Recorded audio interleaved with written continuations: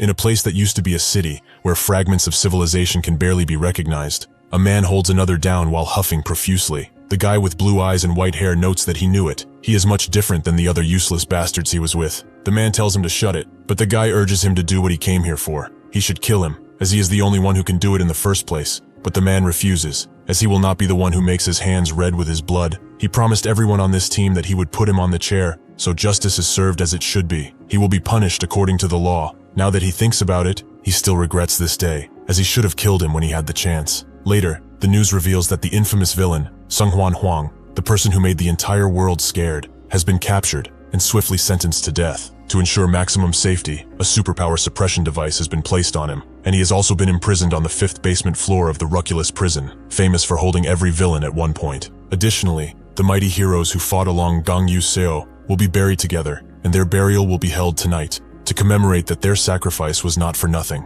Gangyu can barely look at them, even if they are on the TV. But as he looks, someone closes the TV behind him and says that he's still in recovery, so he shouldn't be watching TV. This is his brother, Gangho Seo, the Ruculus Prison inspector. Seeing his brother, Gangyu looks at his hands and a darkness envelops him, as he should have killed that bastard with his own 2 hands. Gangho says that he promised it to his teammates after all. There was nothing he could do. Before the attack, one of them said that heroes are heroes because they save people. It's not their duty to kill criminals. So on this mission, they will not kill anyone, even if they are a villain who has done terrible things, as criminals were once people too, so at least they shall stand trial. Gangyu appreciated her little daydreaming, but what if they get killed? That's when she made him promise that even if they die, he shall not kill anyone, even if they deserve it. Gangho agrees with that same notion, as people should be sentenced to death by law only. However, correctional officers like him are the ones who have to carry out the sentences. He shouldn't tell him this, but Huang will be executed the next week, and he will also be there. He already did his job as a hero. The rest he can leave to the legal system. They should go and say his final goodbyes to his teammates.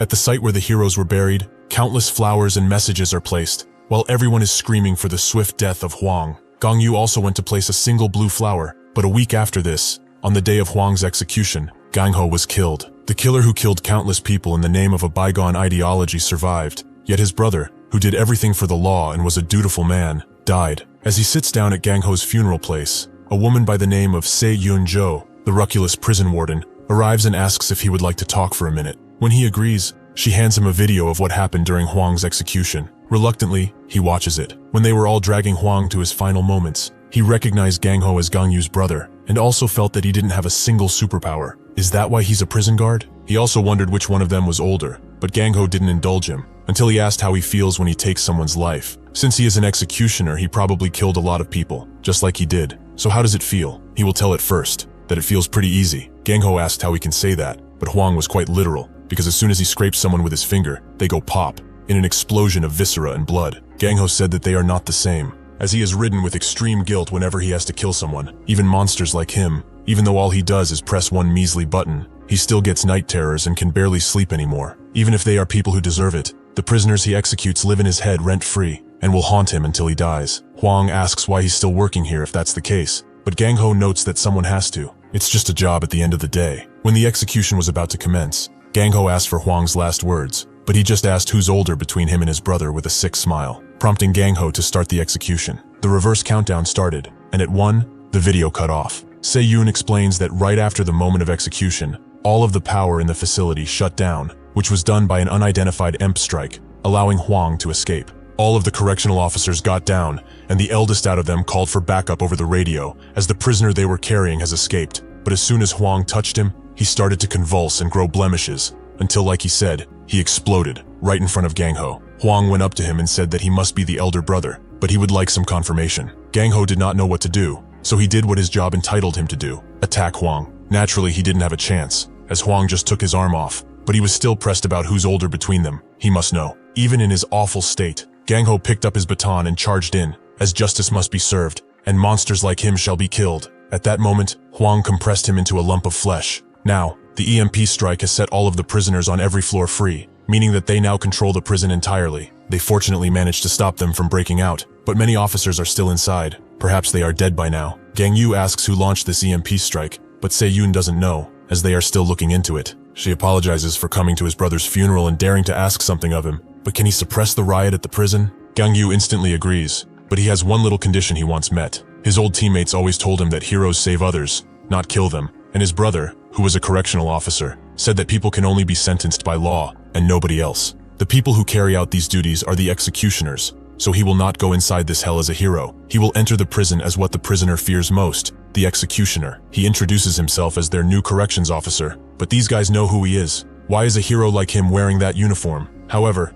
it doesn't really matter, as he will die just the same. The moment these prisoners charge him, he punches a tire-sized hole in the first one and sends the others flying as they are mangled by the air of the attack. He pulls up the microphone he has inside his suit and says that under the order of the government, everyone from the ground floor to all of the floors, including the 5th basement floor, shall be executed immediately. The prisoners are naturally mad that they are being executed, as they feel like they don't deserve it. Gangyu says that they already took countless lives. Why are they getting so upset when their time comes? They all try to defend themselves. One named Kalita screams that he didn't kill that many. He murdered 12 people. Another named Brooks dismembered 7 people, just because he felt like doing. Another one, who goes by Keed, has done heinous things against the young population of this country. They all scream and demand a lawyer, but one of them named Guwan Choi, who killed 8 people, notices that this new guard is being distracted by the others, so he can swiftly get out with his ability. He tries to do just that, but the moment Gangyu senses him, he literally kicks his head off, making the others fall silent. He will give him a simple choice. They either put their suppression devices back on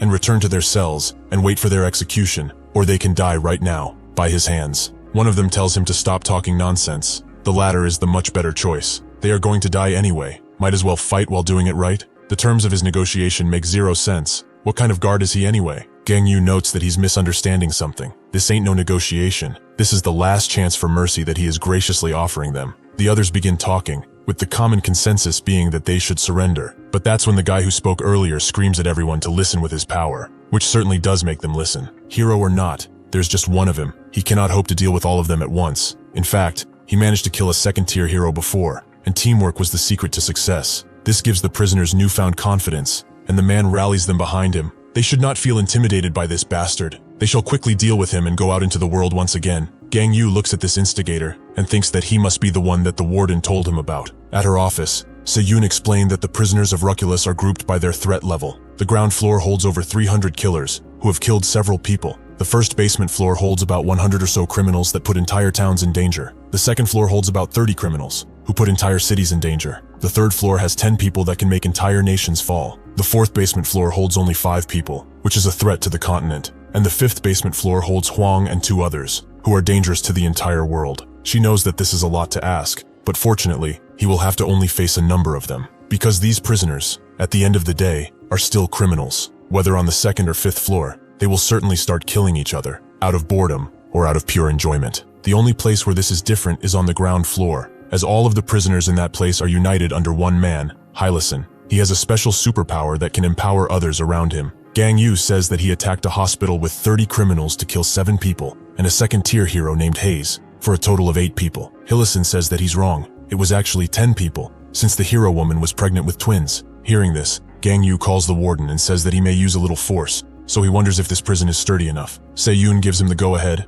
as it won't break no matter what. With this, Gangyu knows to not hold back any punches, but Hylason believes that he's just bluffing, as he barely did a thing in that hero group he was in. Equality. He probably captured Huang by sacrificing everyone and getting the final blow. He shouldn't worry, however, as he will have a chance to apologize to them, since he will be sending him to them right now. He uses his ability to strengthen everyone around him, to the point that the surge of power rises to their heads, and they all charge Gangyu at once. In an instant, with a single blow, he takes out the majority. Hylason's face drops as he sees this, but Gangyu is not done yet, as he pummels the ground so hard it sends everyone flying, and even makes the entire prison tremble. On the first basement floor, a man notices this rumbling, and wonders if that really is Gangyu. Hylason screams at the top of his lungs and tells the others to stop the approaching Gangyu, but try as they might, he is unstoppable, and dashes through everyone with blinding speeds, cutting them in half before they can even realize it. They all fall to the ground like hail, and Gangyu confirms that the ground floor has been completely executed. The next target will be the solitary confinement cell. As he does that, he wonders how many he killed already. Hundreds, perhaps. Each time he meets prisoners, he gives them the same warning: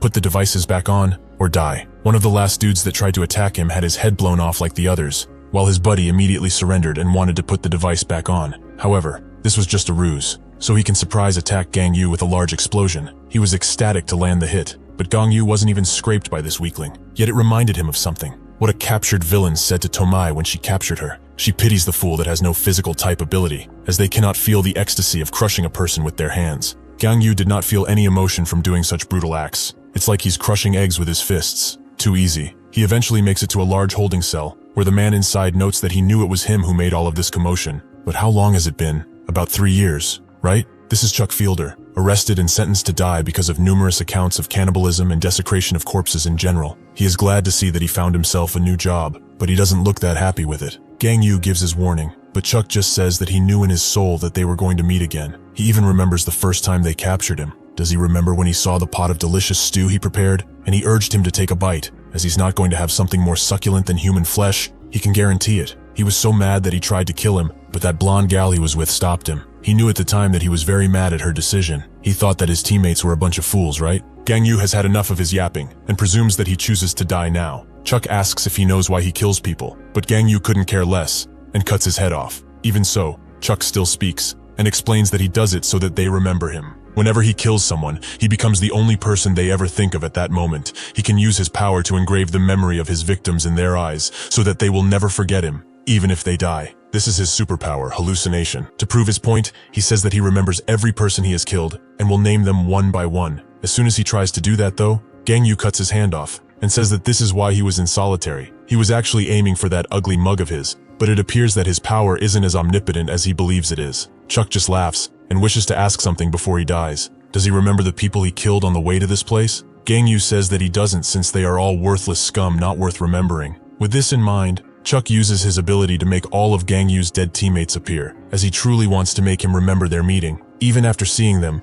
Gangyu cuts through his old friends like butter, and asks if that is everything he's got. Chuck can't believe how instantly he attacked his own people, but he does not see it that way. They are just hallucinations that mean nothing. Besides, he is no longer one of them. He is a corrections officer. In his last moments, Chuck says that he is not a guard. He is more akin to a monster, not much different than Huang is. Even if he wouldn't admit it, this will certainly stick with Gangyu. On the 5th basement level, Huang is extremely bored, as the woman he tried to kill won't fight back, and he can't touch her either. Since it has come to this, maybe he should just go up instead of waiting around here. On an unknown basement floor, a man asks one Miss Sinka when they are going to intervene, but she is more focused on Gangyu, and exclaims that he will become her husband, no matter what. The guy next to her named Canis notes that earlier, she said that Huang is going to be her husband. The girl, Gato, says that he's right. Didn't they fire the EMP strike to save Huang in the first place? Canis also says that the guy is a hero, so he's an obstacle for the progress of mankind. Sinka explains that he was a hero. He does not seem like one now, that's for sure. The two urge her to choose, as polygamy is illegal. She doesn't know who to choose,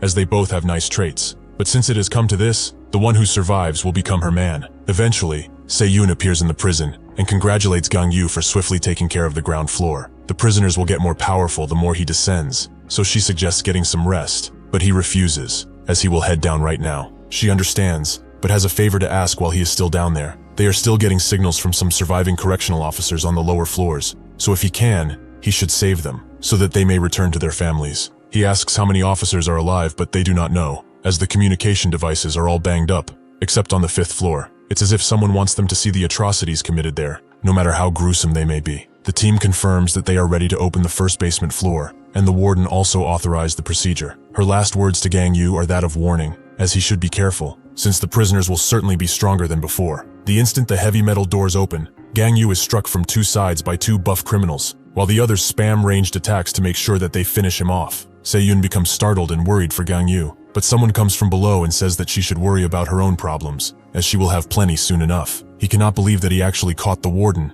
Now he can wipe that smug grin on her face. He calls the others to brag about his catch, but they are all dead, and he is soon met with the same fate. Gangyu warns the warden to not stay so close to an open door. It's not safe for her anymore. Before he leaves, she tells him one final thing, that Tomoki, the villain that Tomai captured, is on the level he's going to, but Gangyu already knew. In a certain insulation cell on the 1st basement floor, the others hear the commotion and wonder if the others managed to get out, but Tomoki calls them a bunch of dumbasses. They didn't, as nobody can make that much noise with their attacks. Even if she told them to stay, they wouldn't listen. She has been sentenced to death because she killed 28 heroes, and an ex-hero, who is now mocking the others for ending up as villains. One of them gets mad at her and asks if she wants to die. Tomoki just laughs in his face. As they are all here for killing civilians, they have probably never even damaged heroes with abilities, and he dares to say that he can fight with her? Is he that dumb? The man has had enough and says that he will kill one himself right now to see how it feels. But Tomoki doesn't even let him transform fully, as she instantly cuts him in half and asks if he got what he wanted out of this. She captured countless villains as a hero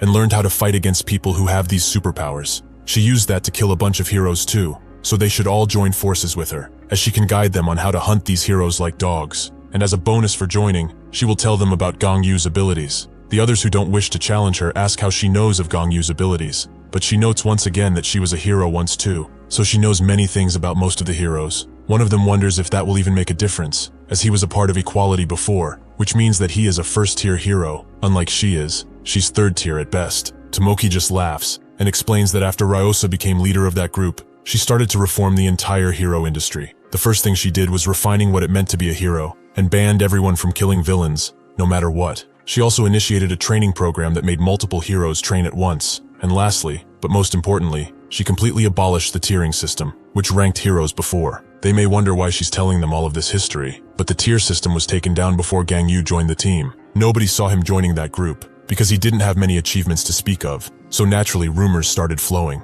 Some said that he had powerful connections, and others presumed that Ryosa is his lover. The man agrees that something's strange, as he has never seen Gangyu fight, but he did wipe out the ground floor in a matter of seconds, meaning that he's at least a second-tier hero. They cannot fight someone like that, right? Tomoki tells him to stop being such a scaredy cat. The ground floor was full of weak bastards. Even everyone in this room, with their thousands of people killed, could have taken them out, including Speech, who has murdered 6,435 people. She isn't calling Gangyu weak, far from it, but she knows what his weakness is, which is why she thinks that they can hunt him down easily. Speech asks if she's sure that what she knows is really his weakness. Tomoki tells them to stop being so indecisive, as they don't have much of a choice anyway. Either they join her, or meet him alone. Seeing the situation, most of them decide to join her, and Speech also agrees, although he's quite reluctant. Superpowers were first discovered in humans several centuries ago, and over the years, researchers took it upon themselves to study this phenomenon and grouped abilities into 3 categories as a result. The first are physical-type superpowers,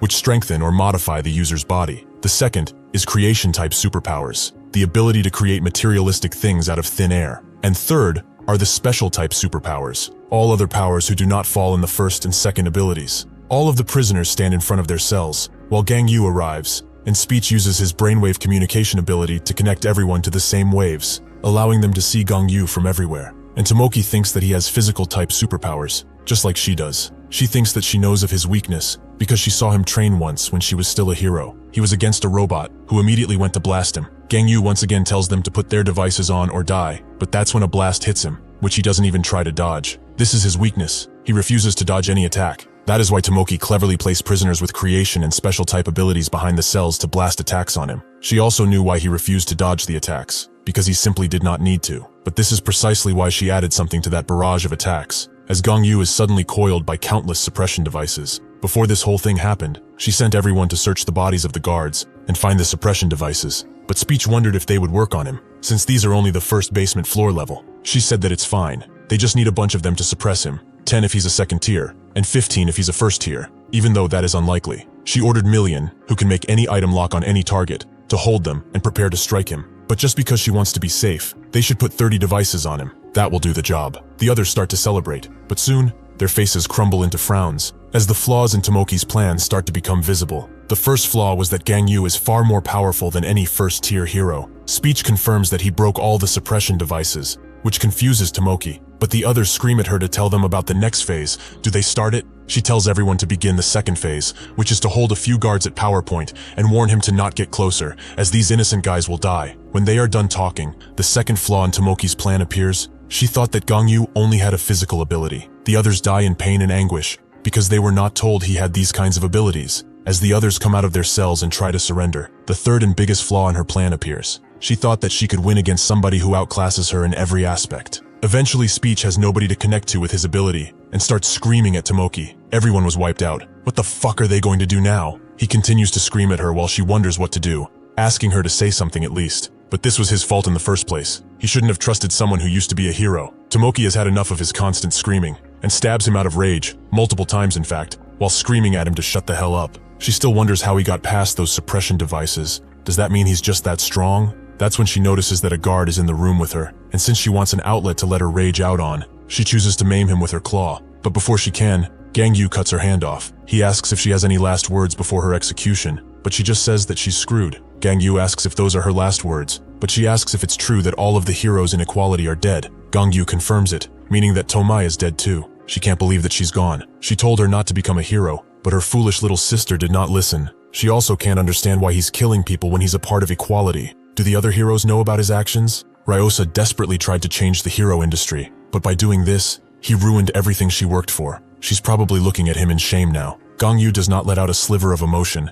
and asks if she's done yapping. When Tomoki joined the hero industry, the first thing she thought was that something was seriously wrong with it. Back then, the simple fact that the heroes were fighting villains allowed them to kill the villains, but they were also granted immunity should civilians die in the process, meaning that heroes were above the law. She became a heroine named Bliss for one simple reason, because of her sister Tomi, who admired her a lot. Unlike Tomoki though, Tomai didn't have superpowers at the time, so she always got help from Tomoki. However, nothing twisted Tomoki or made her into the villain she is today, as she was twisted from the start. As a hero, she had the job of saving people, but she did not do it out of kindness, or to maintain peace. She did it because she felt superior above everyone. But one eventful day, she had to kill a villain on one of her rescue missions. It was the first time she killed someone, and it made her feel over the moon. It took her higher than any drug ever could, as she felt extremely superior and ecstatic. After this, she could not stop herself, and started killing everyone, be it villains, civilians, or heroes. In particular, her favorite prey was her colleagues who were weaker than her, as the looks they gave her after they lost, betrayal mixed with fear and terror,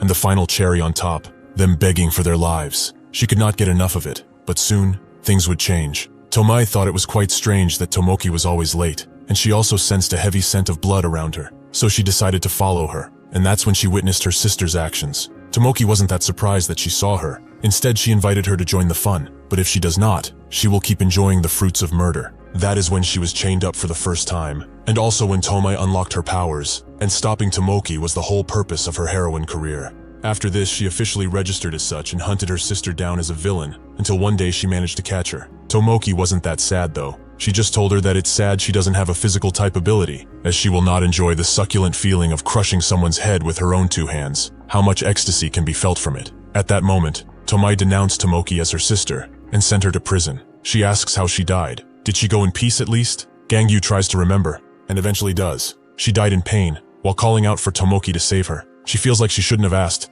but enough talking, it's time for them to settle the score. She immediately charges Gangyu, who was actually a clone of himself. The real Gangyu appears behind Tomoki, and smashes her with his leg before she can do anything. She does not give up, however, as she comes jumping out of the dust cloud that was made from her impact, but Gangyu just hits her in the gut, causing her to fully detransform. It saddens him that he has to kill a teammate's family, even if she is a death row inmate, but justice must be served. With those words in mind, Tomoki starts begging for her life, as he's a hero, who promised Ryosa not to kill no matter what. Gangyu says that he's no longer a hero, but she still begs, and begs. Gangyu tells her that she looks exactly like her victims, who asked her for mercy over and over, but she did not listen. Perhaps she did not even hear them. Thus ends Tomoki's life. The hero turned into a villain. The sound of Gangyu fighting causes tremors throughout the prison, and the sounds made one fall in love even more, made another fearful for her life, and gave a little someone something to look forward to. Hwang has had enough of waiting and decides to go up and meet Gangyu sooner, but he is sent flying into the wall as soon as he says that, by none other than the third prisoner, Kingston.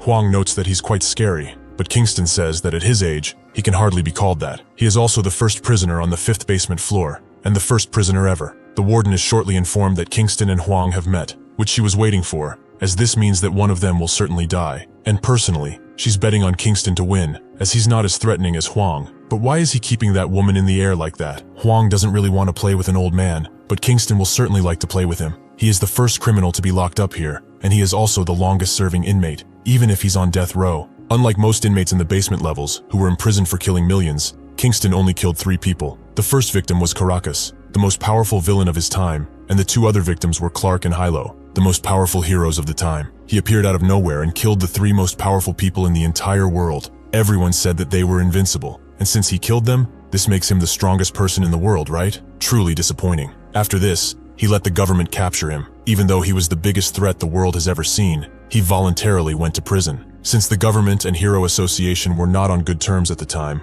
and even now he was able to defer execution for 30 whole years. He promises Hwang not to kill him. All he wants is to play a little. That's all. Reluctantly, Hwang agrees, and pulls out some guards that he crushes into compact meatballs and throws them at Kingston, who uses hand movements to deflect the numerous balls and crush some under his might. creating rain of blood around the area. At first he thought that he was a user of telekinesis, but the way he attacks and defends tells him that he's different. Does he have anything else to show him? Huang says that he changed his mind. He isn't having any fun. What's the point of killing somebody who will die of old age? Kingston notes that he's quite arrogant, but he has seen numerous people like him who think that they are the biggest fish in their small pond. Most of the time, their egos get the best of them. The entire building shakes as Kingston steps forward, with one of the guards thinking that the building is falling, but the warden tells him that the prison has 20 layers of special wall that can withstand any power. It will never fall. Kingston feels that it's his duty to teach the younglings, so he will show him that he can be humble too. In that moment, he charges in with a flying kick that goes through the wall and everyone feels it. The warden gets up from the ground and asks who won the fight, but the guard notes that they have bigger problems, as that single attack destroyed the walls, meaning that they are very screwed. Huang is surprised to see that someone so old could do something like this, but that's when someone from behind asks why he would follow an old man anywhere. This mysterious figure is Sinka, who urges him to come and talk with her. Huang gets serious and asks who she is, but she will only say if he sits down and talks. The warden is extremely confused. How did that woman get to the 5th basement level? Sarika says that they will talk, but the spectators have to go. With that, she just closes the cameras, making the warden very mad. Gangyu arrives at the 2nd basement floor gate, but when he tries to get confirmation to go in, the signal cuts out. So he decides to just pull the gates open and go inside this way. As he walked down the stairs to the 2nd basement floor, he did not feel the stench of blood, like on the other floors, something that was very strange. In fact, there was nobody there, not a single corpse, and it was clean too. That's when he notices someone running away from 2 beastly wolves that seem more like monsters than anything. The woman sees him too and thinks that he's Gangho, but she trips,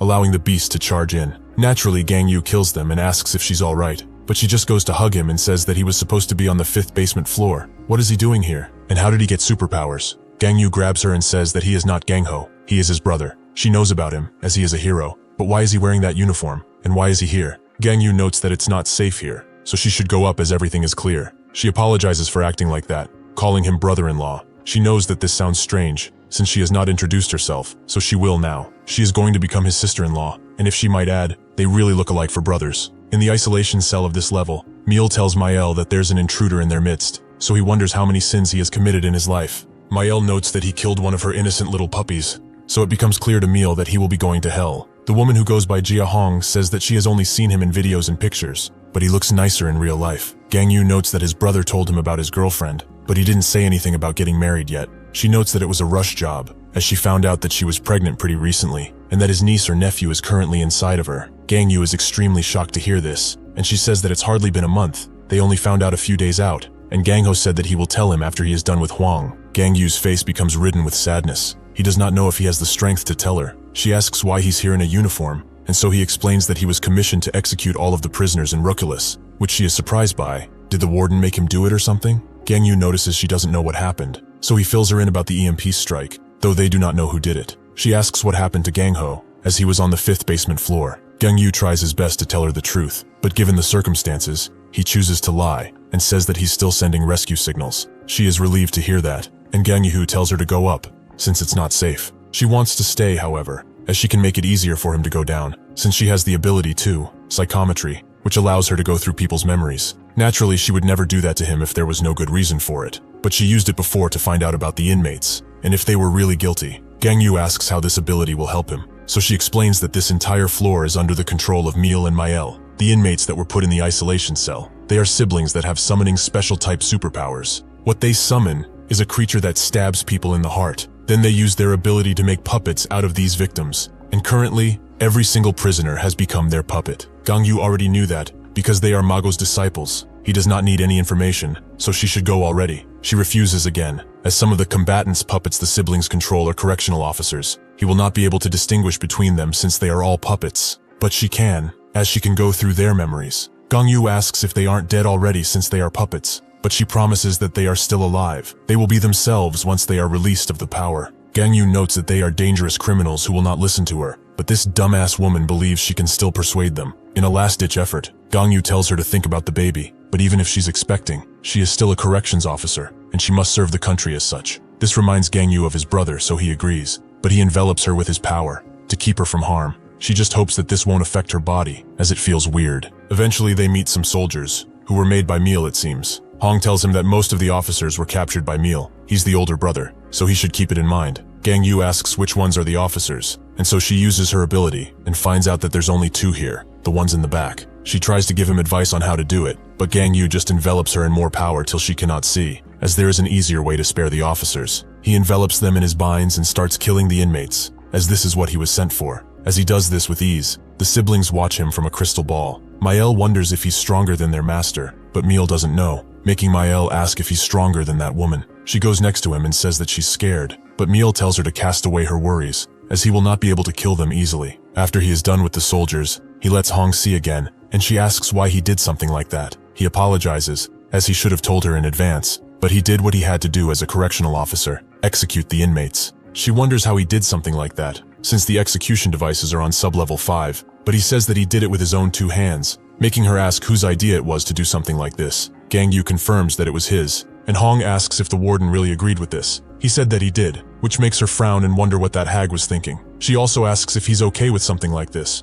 which he is, as he's a correctional officer. It's his duty after all. She doesn't agree with this notion, as correctional officers aren't here to kill prisoners. They are here to rehabilitate them. That's their duty. Gangyu doesn't care about that notion, and doesn't need any more sermons about ideals, especially from her. Even if heroes are supposed to save people and not kill them, he knows all too well what happens when one pursues nothing but blind ideals. One day, they will be slaughtered by a monster who doesn't listen to reason, and if he's honest, he doesn't care if he's a hero or whatever the fuck. He should have done something like this a long time ago. Someone has to do it, and he is more than happy to. Hong tries to reason with him, saying that they are humans, but he wonders if she really is serious about this. Does she even know what she's talking about anymore? What makes her think that the people in here are humans? Each of them in sub-level 2 and below killed thousands. They all deserve death, be it swift or slow. In the past, he recognizes that there were talks of abolishing the death penalty because it was considered inhumane, but nobody has been wrongly convicted, ever. Since people with psychometric powers, they now know how many people were killed and why, so she should think about her role in all of this.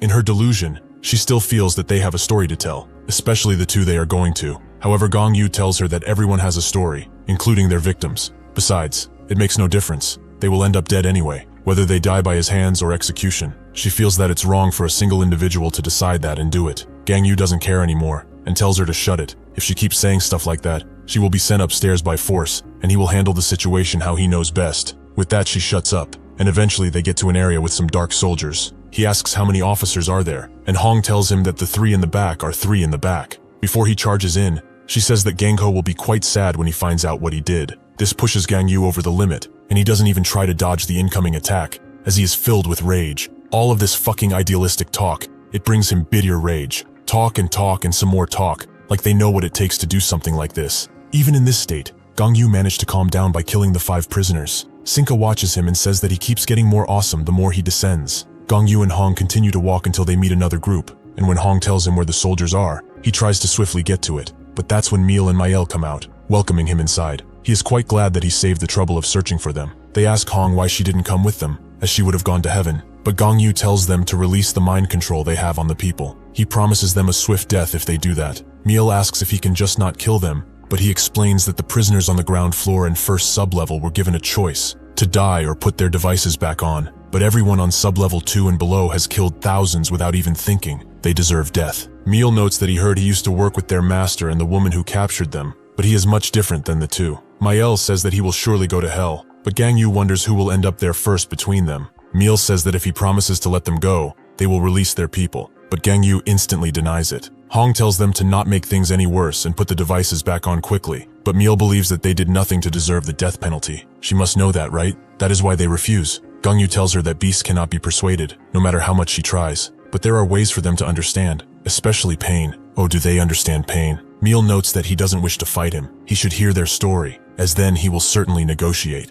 Gangyu denies this, and engulfs Hong in his power, as he has had enough of her idealistic yapping. He also grabs the siblings, and says that once, a villain told him how to accurately torture people, to think that it would come in handy today. Miel says that he cannot be reasoned with. He is the beast in this matter. But Mael notes that he's much more. He's a monster. They suddenly switch places with some prisoners, telling Gangyu that they have special type powers. Pretty annoying, but he also wonders why these beasts are calling him a monster all of a sudden. As he kills the soldiers that approach him, he says that it's quite disturbing. Mael watches this from a glass ball, while Miel desperately tries to cut down the wall next to them. She promises to slow him down however much she can. With that, she summons a large circle that makes tons of demonic-looking beasts come out right in front of Gangyu. He is glad that for once he has to fight something which isn't human, and swiftly goes through them like Swiss cheese. Mael knows that he's approaching fast and asks Miel how long it's going to take, but he will need 10 more minutes to finish, which makes her bite her finger and attempt to summon something. But in that moment, Gangyu smashes through the door. After all, he gave it some thought and realized the rest will stop once he captures them.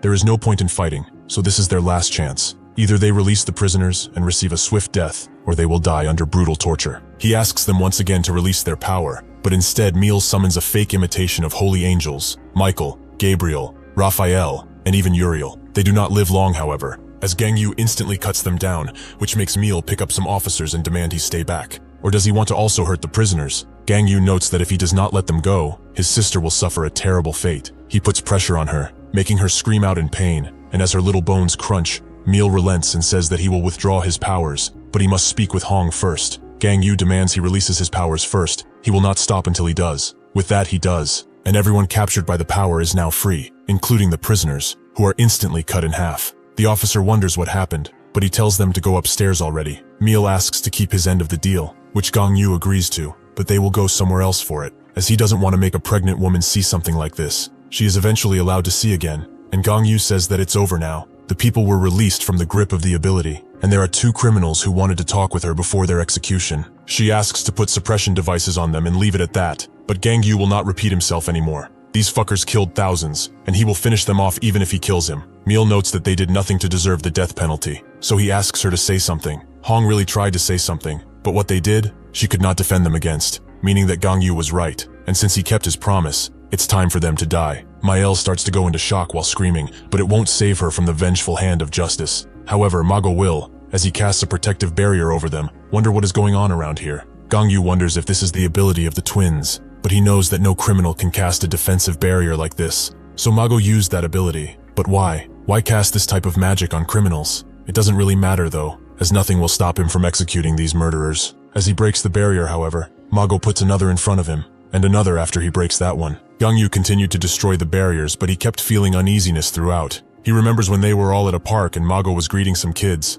One of them wonders why he's not tired at all, while the other notes that it's great. The first one told Tomai that they will definitely have children when they get married, but she said that she doesn't date old-timers. Mago invited them to come down, which they did, but Gangyu sat next to them under the shade of a tree, until Mago appeared and asked if he doesn't like children. Gangyu noted that it's not that, he just doesn't know how to interact with them. Mago told him that he can do what his parents did, but Gangyu told him that his parents died after he was born. The only family he has is his older brother. Mago knows he kind of fucked up by brining it up, so he apologizes, and after a short moment of awkward silence he notes that he can do it with him. Act like a child, that is. Naturally he was kidding, but it wasn't entirely a joke. As if things get tough for him, he can always come to him and talk about it. This also brings him to the darkest pits of his mind, where his teammates all died, and he was the only one standing. In his final moments, Mago told him that it's all right, and tried to comfort him, something that stuck with him, and when only one barrier was left, Gangyu stopped. He drags Hong out of her buble and asks if she can read the memories of abilities, which she confirms. So Gangyu tells her to do this, and read the memories of that thing. When she does, she pulls out a memory of Mago, which Gangyu finds is unpleasant.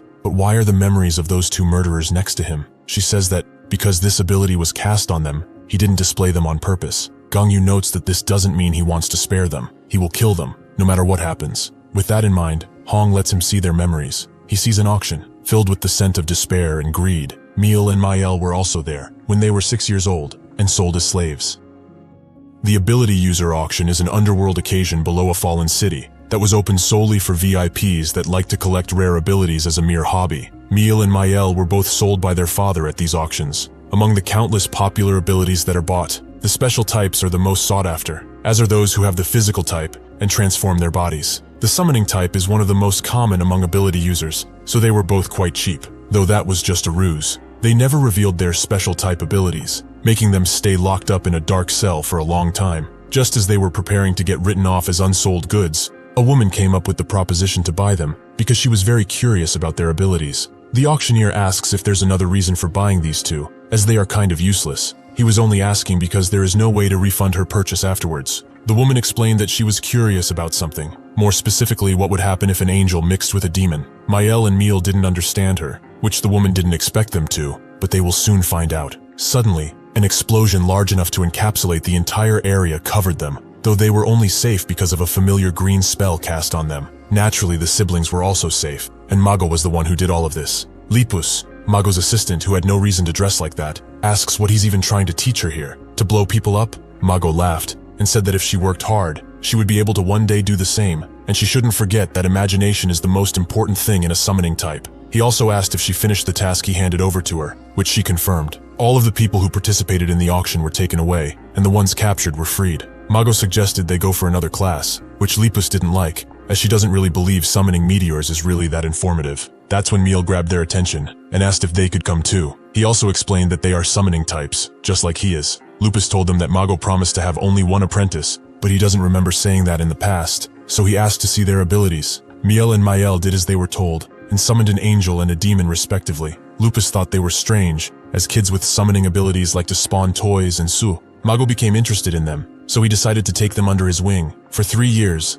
Mago taught the siblings how to use their summoning abilities efficiently. He explained that imagination is the key to a powerful summoning ability. The image that they have in their mind would naturally appear via their ability. It seemed like Miel summons angels because he was influenced by his caring mother, who has protected everyone ever since they were young, and Mael summons demons because she remembers their abusive father, who would get angry at anything. If they are able to broaden their perspective on the world, they will be able to summon even more things, though it's fine to be interested in only one thing too. He gave Lepus as an example, who only cared about meteors. Mago asked what direction they wanted to go, and Mael said that they were interested in heaven and hell. Their mother told them something before she passed away. Kind people go to heaven, and evil people go to hell. Those words are what they have been holding on to even in the darkest times. They both want to make this world right, into one where kind people get what they deserve and go to heaven, and sinners rot in hell. Mago just patted their heads and noted that if it's them, he is sure that they would be able to do anything they imagine. One eventful day, Lepus came with some bad news. The Hero Association requested his aid, which he didn't even care to hear, as they ignored his request earlier.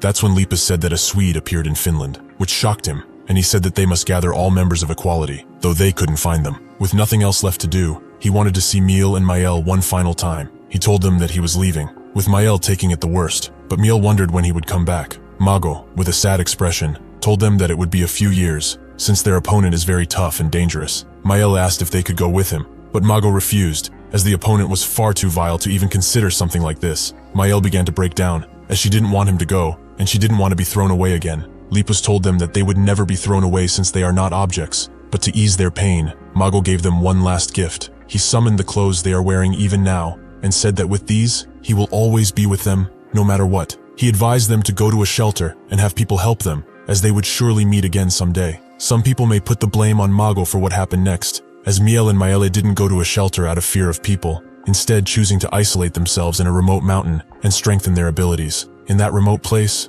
where they only had each other, they wondered what kind of abilities they would have so that they could grow up kind until they met Mago again. What is good and what is evil? Most importantly, they pondered what they should do with their God-given abilities. 2 years later, they finally decided on what was good and evil without anyone else's involvement. With that, they went back to their hometown and kept the same ideology. Good people will see heaven, and bad people will suffer in hell. They started to create their own system of heaven and hell, judging people based on menial things. They are the rightful targets of execution after all. Within a month, they turned the whole town into their own place. They did this by summoning angels and demons who monitored the people of this town for a straight month and categorized them into 2 groups, heaven and hell. The standards that they had gone for were what their mother told them not to do when they were young: to not steal, not throw rubbish anywhere, to be quiet in places, not lie, not bicker, and so on. They were too young, and those ideals were too simple and childlike for any person. That is why they were scary, because in their eyes, they were not doing anything wrong, and they either liberated or damned people as they saw fit. Those who they deemed fit for heaven were made to dream a happy dream forever, even though it was a complete lie. News of what happened eventually reached the people of the Hero Association, and Yutariti, the chairman of the association, was at the forefront of a meeting about them. There were only 4 people present at this meeting, including him. Tisu Banjo, a 3rd-tier hero, said that everyone is probably on holiday, and Husta, another 3rd-tier hero, wanted to get this over with, as he wants to see if he can find more interesting cases. After searching for a while, Husta only found level B1 cases. Nobody would pay attention to these at all. Banjo was also sad, as she wanted to increase her tier, but she has to deal with B2 cases for that. Yutariti said that there's a B3 if she wants it, but she said that doing something difficult isn't efficient. But she also wondered why this village takeover case was appearing here at all. Yutariti explained that the children are categorized as B1 villains, so he decided to put them in. Husta asked how old they are, and he said about 10 years old, give or take. Husta was shocked. They aren't even teenagers, yet they occupied an entire village? Bajo thought that if they are like this now,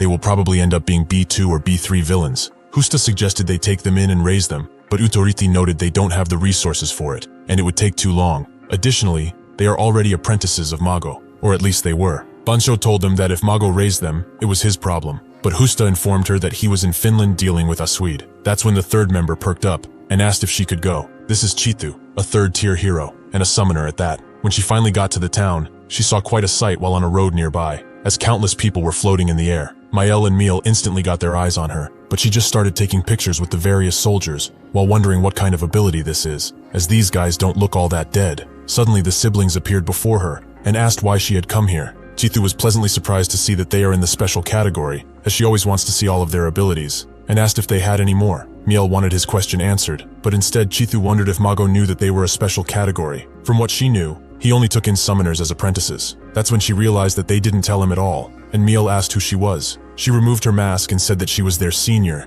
Chitu. Miel noted that Mago never told them about her, which she was expecting. They never agreed eye to eye, so to speak. She was always interested in sharp things. Mago adamantly suggested that she should train her defense magic along with her offensive one, but defense isn't her thing, so she refused to listen. After that decision, slowly but surely, he stopped looking in her direction. He is way too mean. She started to cry out and scream about how mean he is again and again, making Mael scared of her. Even when he told her how talented she was, he did it with a smile, yet he completely erased her from his mind. Miel threatened her with magic and told her to go away, but instead, Chitu summoned countless blades and started to impale everyone in her way, including civilians. Surely if she does something like this, Mago will remember her. Mago turning out to be the villain of this series. Good lord. Chitu laughed like a maniac while slashing countless innocent people and felt a sense of euphoria like never before. The two siblings checked on each other and wondered what to do next. Chitu skipped around the bodies she laid on the ground and said that this was much more fun than she could imagine, though now she wanted more.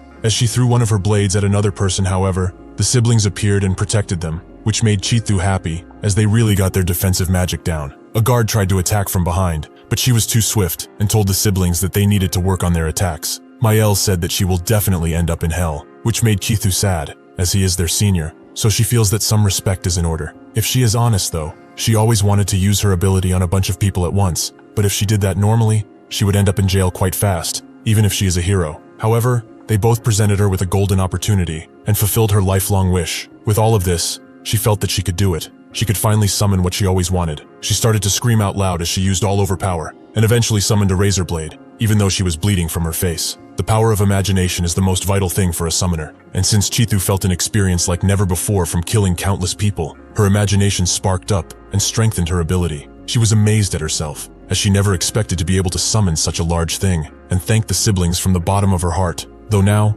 it was time for them to die. That's when a large demon ate her whole, as she was not the only one who felt an overwhelming emotion. Mael saw Chitu as a real demon, and her ability was thus strengthened. She turned to Miel and wondered if she really killed a person. In response, he hugged her tightly, and said that what she slayed was not human, never was. 1 year later, the siblings expanded their influence over a larger area, and with this, they both rose to be B2 villains of Ruculus Prison. Mago was shocked when he saw them in the database, with Utoriti knowing that they were his apprentices, so he wanted to show him at least. Mago got up to go, but Utoriti refused to allow him. This case will be assigned to someone else. Mago asked why he would do that, and Utoriti said it was quite simple. He humbly requested that he kill Aswid when he finally got him, but instead he chose to hand him over to the government, so there is no reason for him to let him do what he wants anymore. Mago didn't take no for an answer, and said that he would go no matter what. Utoriti slammed the table and said that he will not and cannot go. He commands him. Mago told him to shut it, as he was always obsessed with authority. That's when someone volunteered to go, that someone being Raosa. Utoriti didn't mind it, as this is a perfect promotion mission for her. Mago still held his own, but Raosa approached him and asked this defeated man to trust her, at least once.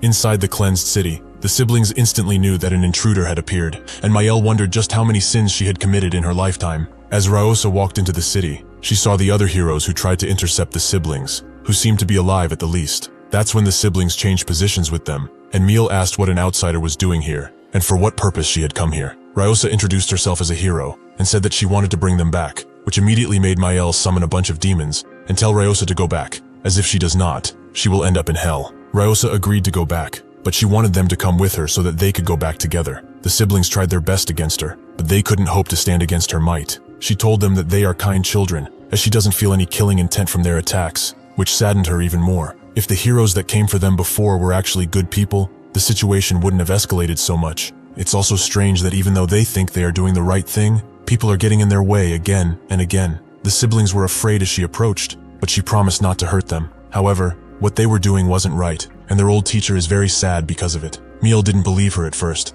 as Mago would have come for them by now, but Raosa swore she was not lying, and urged them to release their abilities and come back, as they would all go back to their teacher. At that moment, both Miel and Maele felt a motherly warmth for her, and so they went. When they finally met up with Mago, Miel told him everything, about how they were actually special types. They only kept it hidden because their mother told them to. They knew that he only took summoners in as apprentices, so they apologized for lying. Mago was shocked, and asked who told them such a thing. They explained it was Chitu, a hero who was her apprentice before. Mago told them that he never took her in as an apprentice. He only met her once, and gave her a single piece of advice, nothing more. Being reunited after 3 long years, they all shared what happened over those years, with the siblings sharing how they worked to grow into better people, and about how other people didn't understand them at all. To this day, Miel and Mael still don't get why people were so mean to them. Ryosa asked if he was finished with them, but Mago asked if she could entrust the both of them to him. Even though they did not kill anyone, they still had thousands of hostages, and even killed a hero, so the death penalty would be hard to avoid. They are young children, who strayed on the wrong path due to their being alone. He would take full responsibility for their actions until now. Ryosa couldn't do something like that, as even if she didn't agree with Yutaridi's law, to execute non-adults if they commit crimes. The law is the law. Additionally, the job of a hero isn't rehabilitation, but when she met these two, she felt what he felt. There are many issues with the current world, so she asked Mago to work with her from now on, as she swore to change the world no matter what happens. Mago became mesmerized with the will in Ryosa's eyes, and had a condition for this. These kids shouldn't die until they are adults, so he would like to use his ability on them one last time. Ryosa agreed, and so Mago cast his most powerful protection spell on them. This is why they were protected against Gangyu's attacks, who now remembers one of the first times he met Ryosa, and she said the exact same thing to him. As he gets up, Miel notes that they simply judged people based on their rule. Isn't the law the same? Rules made by people? What is the difference between them if that's the case? Hong also tries to convince Gangyu that they can rehabilitate these two, but Gangyu shuts her up by putting her in the bubble, and slowly walks in while charging up his fist with power. Miel tries to reason with him, saying that they are wrong, and that they won't do it again. But when Gangyu shows no sign of stopping, they can only cry out for their mother and their teacher, who has done all that he could for them. The entire prison rumbles as the attack lands, but it goes into the ground, as Gangyu doesn't know what to do.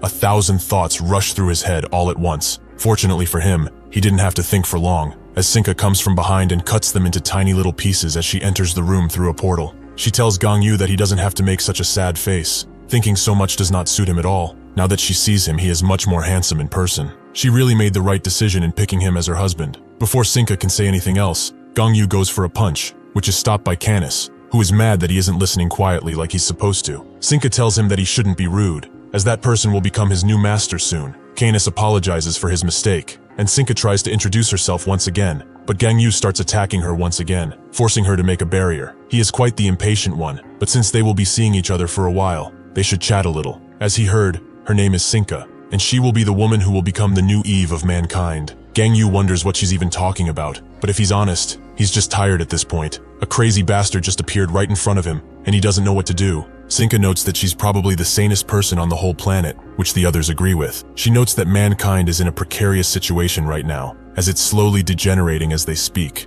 If they keep going like this, they will eventually go extinct. Gangyu asks what she's saying, but she responds with a question. What does he think is the biggest threat to humanity right now? He belonged to equality in the past, so he probably thinks that it would be the villains, or the heroes of the past that held absolute authority over anything. However, both of these are wrong. What is eating away at the belly of mankind is those without any ability, who live normal lives. Their genes must be culled. Only people who possess superior genes should be birthing new generations. But due to the sacrifice given by those with the superior genes, the genes that were supposed to be culled have multiplied tenfold, like rats in a sewer. For example, the second-generation equality heroes led by Ryosa. They possess incredible abilities, yet why did they die, even though the logic of nature stated otherwise? It's natural for those who are not selected by evolution to disappear, but they tried to stop that. If he was wondering, he's safe from all of this, as he is no longer a hero. Right now he's probably enjoying killing off weaker people, right? She fell in deep love when she saw him in action. He should know though, this person is a gathering spot for superior humans that will become the new mankind,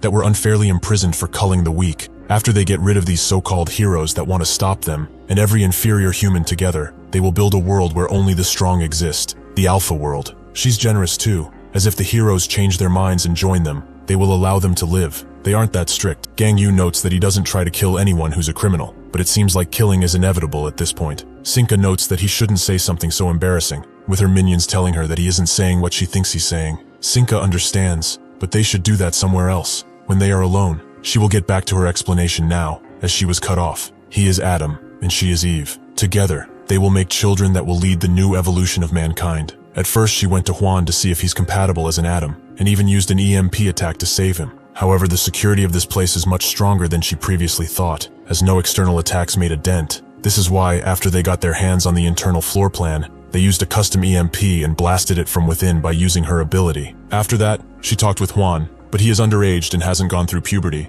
and since an ability completes only when one is an adult, he needs more time. However, since time is precious and she won't give up, she has devised an amazing plan. Before Juan becomes an adult, she will work with him, and once he does, they will all work together for mankind. She found a genius solution to pass on the superior genes that belong to the both of them, and the family won't be related by blood at all. She asks Gangyu if he understands, but the only thing he's fixated on is that they used an EMP attack, the same one that killed his brother. Sinka wonders why she's curious, but remembers that his older brother was a prison inspector there, so he died after the EMP attack with the others. It's fine though, as he can just make a new family with her. She asks if he's made a decision, but Gangyu decided a while ago. He takes back what he said about killing being inevitable. He promises to make her death as painful as possible, by ripping her skin off and breaking her bones into tiny fragments. Sinka can't believe that he would want to rip her apart, but if she's honest, a lover's quarrel doesn't sound bad, as that's how relationships become stronger. Sinka can't believe how energetic he is already, but still has to block one of his attacks from hitting her. This makes Gangyu back away, allowing her to close the portal and say that they should do all of this outside.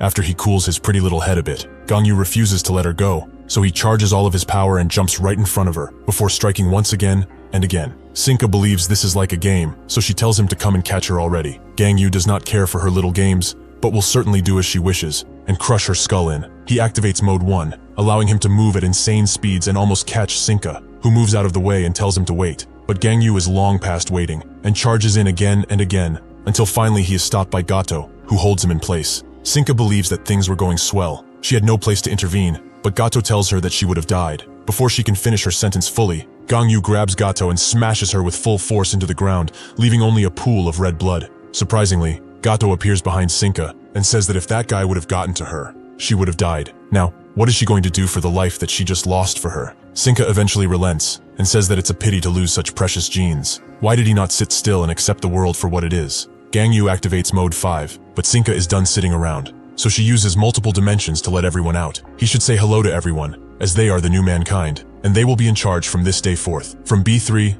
a Swede, summoner type, who can't believe that Mago didn't die by his hands. Ho, physical type, who wonders if he'll be able to tame her. Friatua, physical type, who asks if he's even needed around here. Natura, special type, tells him that everyone is needed in this new world. Pequeño, special type, only thinks about how scared she is. Vidi, special type, feels truly inspired by the scene in front of him. Mores, special type, tells him off for smoking in a public area. Xingxi, physical type, only says her name. And Tiburon, physical type, tells him to shut up already. Hyun Jo-young, special type, notes that there are only demons gathered in this hell. How fitting. B4 criminals. Tatsu Jin, special/physical type, who notices that her sheath is empty. Stiffness, physical type, notes that only useless bastards have to rely on weapons to fight. Terapir, physical type, can't believe that number 4 is still alive after all. Maledity, summoner/special type, says that her clothes are pretty comfortable. Hero, special type, who does not say much of anything. And finally, the last B5 criminals. Ahura, special type, and Huang, special type, who is glad to finally see Gangyu. Gangyu is consumed by his own rage and thirst for revenge, so he activates his most powerful mode,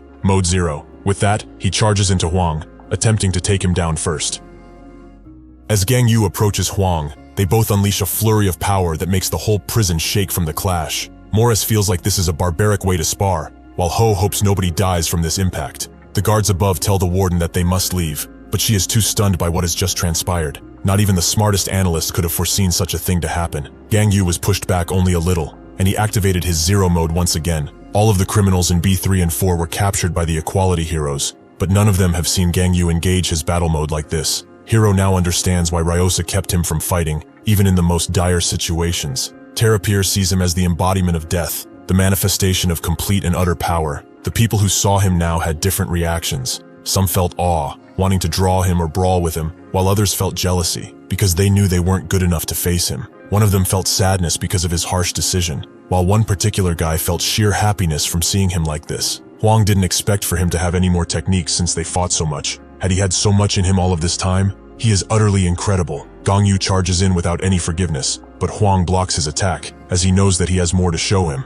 and he wants to see it all. That's when he hits him with a dozen attacks. But Gangyu gets back on his feet instantly and rushes in once again, only to be stopped just as he reaches Hwang. It's unfortunate, but he has already condensed the space in front of him in advance, making Gangyu crash into the wall. Meledity notes that the kid is quite frightful. He is quite strong considering he's only using one ability. Additionally, reaching adulthood boosts a person's power. So just how much of a monster will that child become? Hwang calls out to Gangyu, as he knows that was not nearly enough to knock him down. As he calls for him again, Gangyu lands a powerful punch against him, and then uses his momentum to throw a deadly gut punch that sends Hwang flying into a wall. Shin looks at this fight in awe, and Tiburon notes that this is a fight between monsters. Not even a second after the words leave his mouth, they are both decapitated, and Gangyu moves on to a Swede, who blocks him using Mago's defense magic. Truly, a masterpiece of a technique, a shape in which its creator died so soon. Does he also perhaps feel nostalgia seeping in after seeing his teammate's ability? Gangyu pushes even harder because of his words, cracking his shield,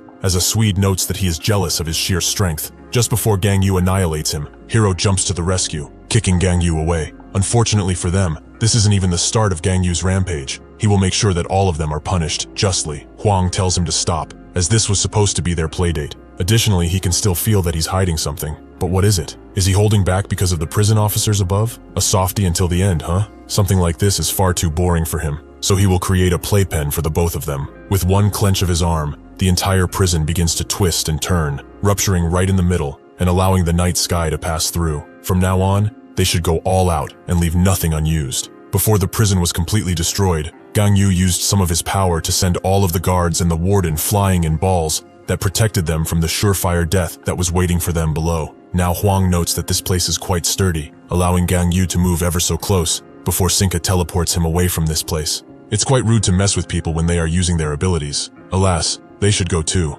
The dust in here is getting in her nose at this point. Tatsu picks up a piece of rock and shapes it into a fine blade, which she begins cutting the outside of the prison with. Sinka is quite surprised by her abilities, but instead of doing that, she should follow them through the portal and save her strength. Gangyu was transported in the middle of the city, but just as he appears, he disappears through another of Sinka's portals, leaving people to wonder what that was. Gangyu ends up back to where the prison was, now only a gigantic ball of metal controlled by Hwang, who explodes it right into Gangyu. After the dust settles, Hwang goes into the crater, where an injured Gangyu is. Everyone watches from above, and Sinka orders everyone to not get in the way. They are just going to watch. The reason why the B3 and 4 criminals were listening to Sinka so obediently was because of one simple thing. Whenever she met a criminal, she promised them one thing, to fulfill any desire they might have. She used this desire, a common feeling any human has, to successfully get everyone to join her alpha world. Some just plainly wanted to refuse, but Sinka warned them they can refuse, but they will have to die. When she got to Hwang, he laughed at her suggestion, as marrying Gangyu and then him is quite hilarious.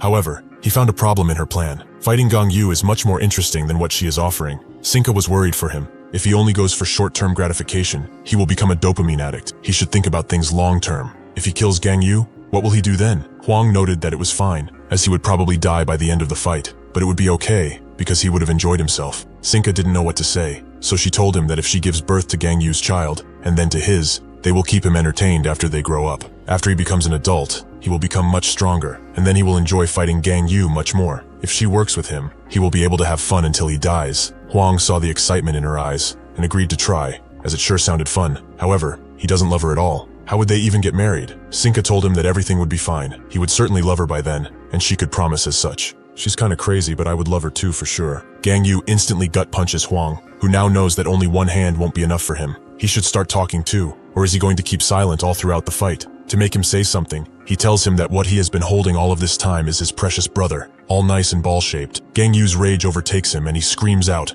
lunging at Hwang with greater rage than ever. As Gangyu charges in, Hwang uses his ability to create a bunch of rocky spikes, which do not stop Gangyu, as he is far too focused to be hit by something like this. That's when what remains of his brother comes forward to him, and Gangyu cannot bring himself to hit it, so he is thrown into the ground as a result. Hwang knew what he was doing. He cannot attack this. He also came up with a genius idea. Will he be unable to attack him if he eats this thing? Since it's too big, he shrinks it, but Gangyu does not allow him to make another move, as he kicks him in the gut, before punching him again and again straight into the ground. Eventually, Huang summons enough force to grab Gangyu and use his ability to make the entire area light up with a blue hue. Sinka is mesmerized by his ability. It's a shame that the two of them cannot make up. The others agree, but more importantly, this fight is about to end. Both parties are injured, but Gangyu has enough strength to stand up and tether the entire area to his ability, making the others unable to see what is going on inside. Huang just laughs. Just how many abilities can one person have? He really is invincible. He asks Gangyu how it felt to kill someone.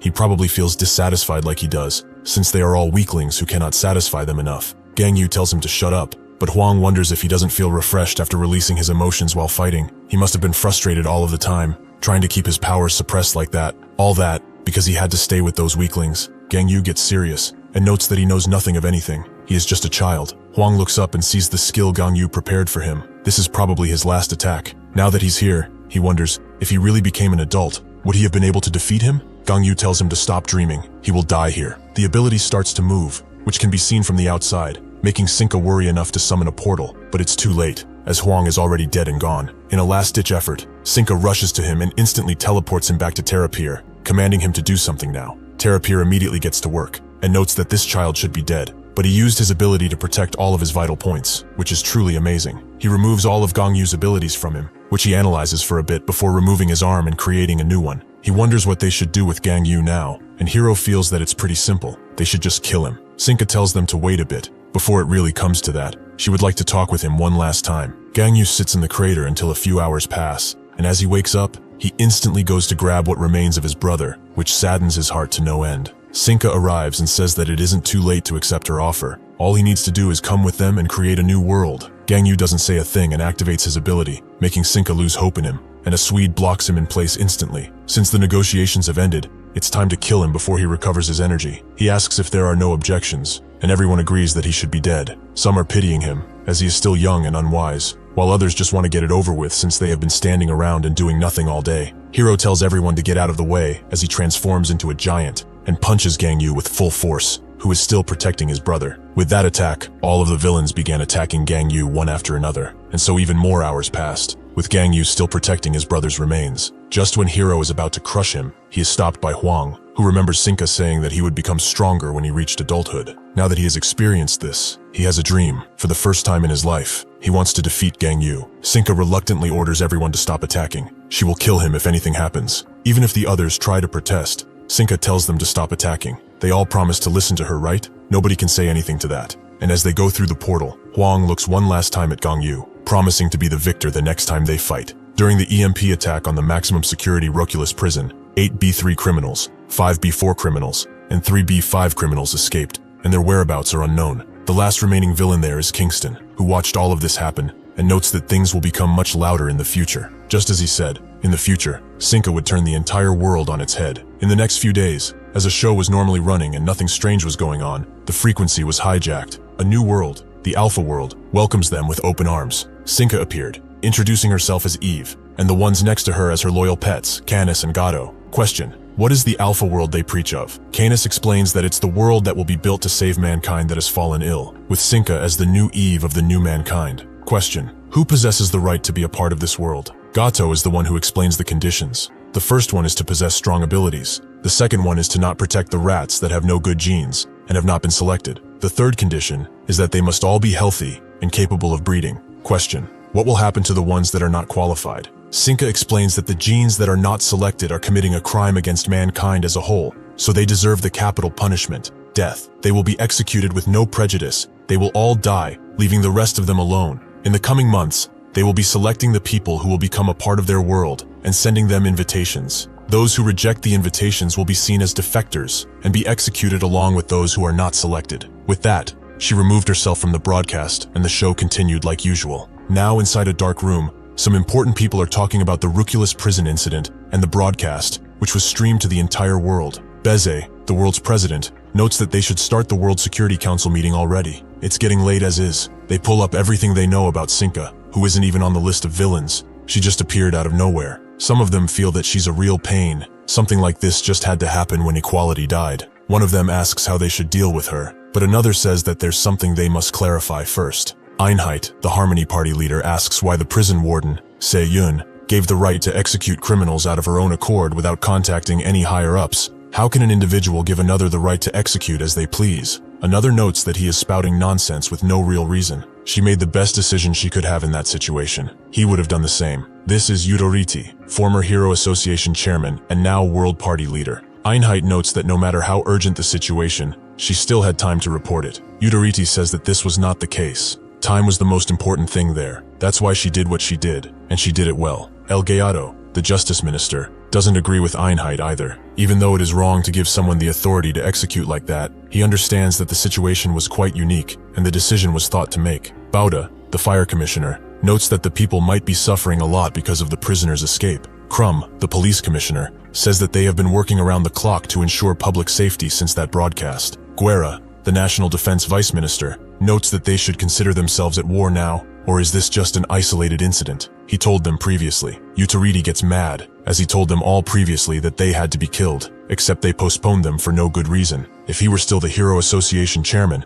they would have all died before any execution was needed. He can't believe that they would just coop up the most dangerous criminals on the planet in a small iron prison. Ever since Ryosa became the chairman, everything's gone to shit. Bauda notes that he has not changed a bit, and Einheit says that what he did in his chairman term was not correct, as the heroes of that time all abused their powers, and were crazy too. Utariti asks why that's a problem. It's way better to tie them down as heroes than let them become villains. After Ryosa became chairman, the ones who could have become heroes went right back to villainy, and continued to cause havoc. Bauda notes that the times have changed, but Utariti says it how it is. They're just a bunch of senile motherfuckers who are so obsessed with an idealistic world that they fail to see the reality in front of their eyes, or perhaps they are just ignoring it. Beze looks sadly at the chair in front of him and wonders what Ryosa would have said if she were here. This makes everyone shut up, and so the meeting ends. As Utariti gets in his car, his assistant asks if the meeting went well. He notes that not everyone is trying to justify the villains staying alive when they could have just killed them already. This is all the fault of Ryosa, that idealistic scamp. The assistant asks what they will do from now on, and Utariti explains that after Ryosa became chairman, the members of WSC, most of them at least, came in favor of correction. Those still in favor of punishment are the World Party and Police Commissioner, while the Justice Minister remains neutral. It's 4 against 2 here, which is why they are ignored. Even the current president is moving towards Ryosa's side. Now that the Hero Association chairman position is vacant, however, they must put someone good there. If it's 3 versus 3, their opinions will no longer be ignored, which is why they are now going to meet Gangyu, former equality hero. He is also sure that other people have started moving too. The assistant asks if that guy wasn't close to Ryosa, which he was, but since the situation has changed so much, they should go and meet him and see what they can do. Whenever Gangyu asked his teammates why it's wrong to kill villains, they either said that he's just too young to understand, some didn't even want to think about it, and some were still tied to their families and could not incur that punishment. One of them even started to spew a bunch of rhetorical shit that nobody cared for, and Ryosa told him that it's not their job. Their job is to save everyone. She said that everything would be fine if they did that, but the bastards all died without giving him a straight answer. Even recently, his brother's girlfriend was against complete execution, as it's their job to rehabilitate the prisoners so that they can get back to being normal. As Gangyu tries to remember what he said to her, he sees Huang standing over him with his brother. He must be quite frustrated since everyone is saying a bunch of frustrating crap that will not give him the answer he wants. He suddenly wakes up in a cold sweat, where Mago's assistant is waiting for him. Is he fine? She apologizes for not being able to help, even though she knew something was going on at the prison. The warden hid the fact that a riot had occurred, so she couldn't find out. Gangyu says that it's fine. She couldn't have been able to help even if she was there. The assistant asks if he's really okay. She hears that he was tasked with the execution of the criminals while inside. Gangyu says that he's not actually okay. Not okay at all, in fact. He should have killed all of those fuckers and ripped their necks in two, but he couldn't do it. He asks Lepus if she came to spew rhetorics at him like the others, about how he's not supposed to kill. If that is the case, she should leave, as he's no longer a hero. He's a prison inspector. Lepus explains that they need to form a new hero association and choose new heroes. Right now she is the chairman, but with the incoming changes, they need a hero to lead them. They were thinking of choosing him, as he's a former hero of equality. Gangyu thought he told her before that he's not a hero anymore. The heroes should go and take care of that. As soon as he recovers, he intends to go and finish what he started. Suddenly Utariti comes into the room and notes that what he said is correct. He is the new prison inspector. He must have gone through a lot to execute the criminals by himself. That being said, he will not have to do that anymore. He will soon become the Hero Association chairman, and he plans to allow the execution of criminals. Gangyu remembers him as the representative of the World Party, but Utariti says that he will step down from his position and run for the chairman position. He came here to talk to him and find out if he's interested in it too, but it seems that there's no need for that, so he just came by to say hi. He hopes that he will recover soon, and tells Lepus to watch the election very closely. She asks why anyone would elect him, but Yutariti notes that they will just have to see. She tries to say something to Gangyu, but he tells her to leave, as he's quite tired and wants to rest. After Yutariti gets back in his car, he notes that he expected everyone to move around. They are all aiming for Gangyu, it seems. After these abilities popped up, people went through a lot of shit. Organizations like the army and police are becoming too reliant on one individual. Soon, the WSC will discuss Gangyu and his right to execute, and based on the current laws, Gangyu's actions are wrong. He cannot deny that. The assistant asks what he will do, and Yutariti explains that it's simple. He will change the law. At the next WSC meeting, everyone is heated up about the warden being punished, mostly Einheit. Crumb notes that even if her subordinate had done what she did normally, she would have overlooked it. Yutariti tells Einheit to stop talking, as he's providing no information or solutions. He's just meaninglessly talking. He notes that he already came up with something. The fire brigade, the army, and the police will join forces in capturing the criminals and subjecting them to the law. Yutariti asks if he's actually fucking dumb. That's the same thing they did before, and look where they are now. Bize asks him, if he's so against it, what does he propose they do? He suggests that they take a nationwide vote to see whether Gangyu should still have the right to execute or not. Now everyone has a single question on their minds. Are they for or against Gangyu holding his right to execute? Everyone is confused by Yutariti's proposal, so he explains further. Instead of them bickering among themselves, a vote will make things simpler and clearer. Everyone here is working for the citizens anyway, right? Is that not their duty? Einheit tells him that it's foolish to leave such an important decision up to a majority vote, but Yutariti becomes enraged, believing he's betraying the citizens he's supposed to serve. He also knows why he's trying to avoid this. He knows that he will lose the vote. He asks Bize if he's wrong, who, after a moment of pondering, agrees to his proposal. They shall do the vote. 2 weeks after this, the votes are done, and it's revealed that 88% agree, while only 12% object. It's a complete victory for Yutariti, which he feels is only natural. The secretary goes on to explain that those who agree think that this incident is a declaration of war on the country, and that the villains are enemies that must be killed. They all see them as beasts who have no humanity, so using the law against them would be a foolish venture. Since the cause of this problem is the pursuit of ideal situations, where nobody gets hurt, Gangyu will also not be the only hero given the authority to kill, as they will all have it. The opposing 12% think that Gangyu is too emotional right now, which will affect his decision-making in the future, so they are seeing him as too dangerous to allow him execution rights.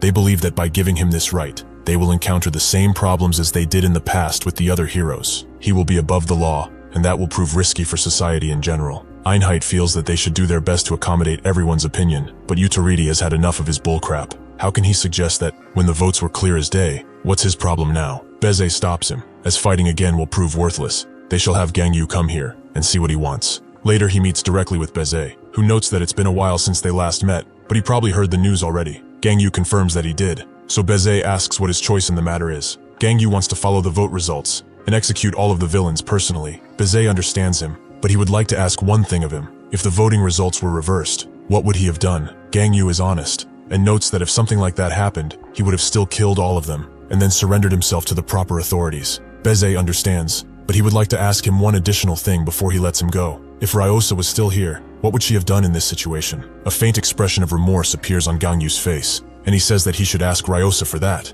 not him. Bize doesn't seem to know what one last thing means, and he asks another question. Once all of this is done and over, will he be returning to being a hero? Gangyu does not know the answer to that. It's probably the last thing on his mind now. A few days later, the special execution law regarding Gangyu is passed, and Bize appears in a press conference. He has given Officer Gangyu the authority to execute any and all criminals. This will help quell the prison escape incident and the acts of terrorism that will be happening from now on. Yutariti watches all of this from his phone and thinks that it's amazing. With this, they will be turning things around to how they used to be in the good old days. Since this press conference is live, everyone watches it and has different opinions. Some do not see the reason for it, while others can only mourn their lost and perhaps hope for justice to be served. Naturally, Sinka gets a whiff of this too, and decides that it's about time for them to move too. She hopes that all of her executioners are ready for some fun. One of them certainly is. Not long after this, in Spain and Portugal, reports of people receiving a letter of invitation from a blue portal pop up, and not long after, in a big enough city, a gigantic portal opens over it,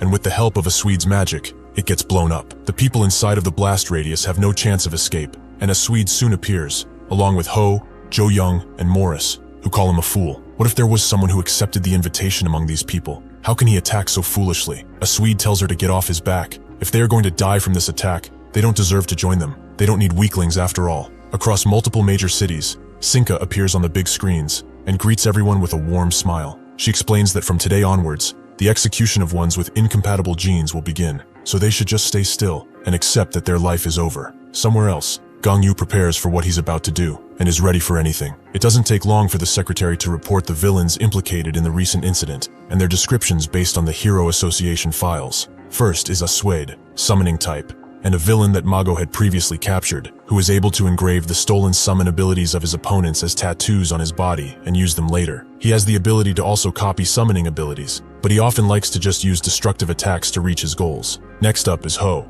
a physical type, who was previously captured by Yujie. She is able to turn her body into that of a fox demon, and with that, she can rip through countless people. She also seems to want someone to tame her, but reports on this are not confirmed. Next is Jo Young, a special type, who was previously captured by the Hero Hub. His ability is simpler than the others. He is able to summon demons, who look like those out of ancient murals. Even if not physically strong, he is still a major threat. The last one is Mores, a special type, who was previously captured by the hero Tomi. She is like most special ability users. They have conflicting reports on her ability, or abilities, as she seems to be able to even strangle people out of thin air. Her ability is complicated, to say the least. The Hero Association has also rapidly mobilized heroes near Portugal in order to help with this incident, which Yudariti is annoyed by, as he knows that they won't do anything to them anyway. Bezet understands the situation and orders everyone to their posts. The firefighters will be rescuing the civilians, and the military and police will attempt to protect any civilians they come across. He asks El Gato where Gangyu is, who notes that he is already heading to that city, from what he's heard from the previous terminus warden.